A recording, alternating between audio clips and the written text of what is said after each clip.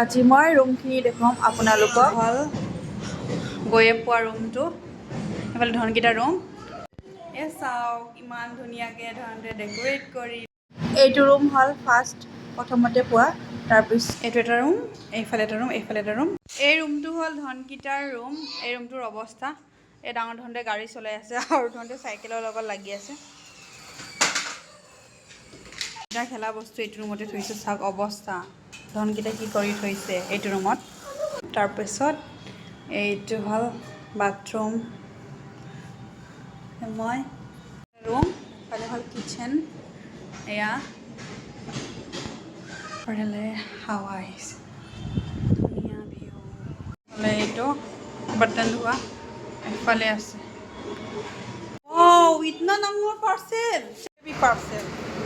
ৰুমৰ গোটেই কামবোৰ কৰি ধনটোক স্কুললৈ পঠিয়ালোঁ। এতিয়া পিছে ধনটো স্কুলৰ পৰা আহি হ'ল, পাছত থৈ গৈছিল ৰাস্তাত, আৰু ৰাস্তাৰ পৰা মই আনিছোঁ। লগত পাৰ্চেল দুটা আছিল, গেটৰ মুখত দি থৈ গৈছিল, আৰু সেই পাৰ্চেলকেইটাও আনিলোঁ। মই পিছে পাৰ্চেল অৰ্ডাৰ দিছিলোঁ ফ্লিপকাৰ্টৰ পৰা। এয়া চাওক, মানে চব্জি থোৱা ৰেক, বহুত অসুবিধা হৈছিল, চব্জিখিনি একেলগত থৈ দিছিলোঁ, সেইকাৰণে ধুনীয়াকৈ সজাই থ'বলৈ এয়া মই অৰ্ডাৰ কৰিছিলোঁ। ডাঙৰ ধনটো চব কাপোৰ কানি একো খোলা নাই, প্ৰথমতে পাৰ্চেলটো খুলিছে, ভাবিছে কিনো আছে ভিতৰত। খুলি ল'লোঁ পাৰ্চেল, এতিয়া মই জইন কৰিছোঁ। বহুত ধুনীয়া পাৰ্চেলটো, 4টা থাক দিছে, বহুত ধুনীয়া। জইন কৰি দিলোঁ, আৰু লগত চাকা দিছে 4টা। ডাঙৰ ধনটো আৰু ধনটো বহুত ফূৰ্তি হৈছে দেখি পেলাই।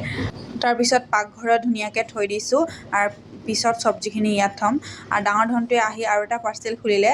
এই পাৰ্চেলটোত আৰ্টিফিচিয়েল প্লেণ্ট আছিল, ইনড'ৰ হোম ডেকৰ আইটেম। সেয়াৰ মাজত মিছ'ৰ পৰা অৰ্ডাৰ দিছিলোঁ। এয়া স্কুলৰ পৰা আহি ড্ৰেছ নবদলাই এই ধৰণে কি কৰিছে চাওঁ, হাত ভৰিয়ে ধোৱা নাই, সি কাম কৰে বোলে।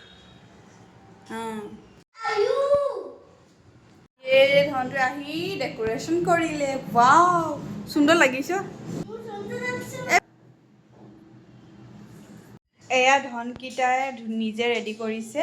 এইফালে জলকীয়া, বিনছ, ভেন্দি আৰু গাজৰ, মূলা আৰু তিয়ঁহ, আৰু ইয়াত থৈছে অমিতা, টেমেটো, আলু, আৰু লগত মকই, আৰু এইফালে লচুন আৰু মটৰ আৰু আদা তলত আছে। ইয়াত পিছে 2টা বেডৰুম আছে, আৰু আমি এতিয়া মানুহজন ধনকেইটাৰ মই আছোঁ, সেইকাৰণে এটা ৰুমতে 2খন চাৰপাই লগাই ডাঙৰকৈ বিচনা পাৰি থৈছোঁ, ডাবল বেড কৰি। আৰু এটা ৰুমত ধনকেইটাক খেলিবলৈ বুলি দিছোঁ। আৰু এইফালে বেডৰুমৰ ওচৰতে এয়া বেলকনি, আৰু ইয়াত আমি কাপোৰ শুকুৱাওঁ, আৰু ইমান ধুনীয়া ভিউ চাওঁ ইয়াত।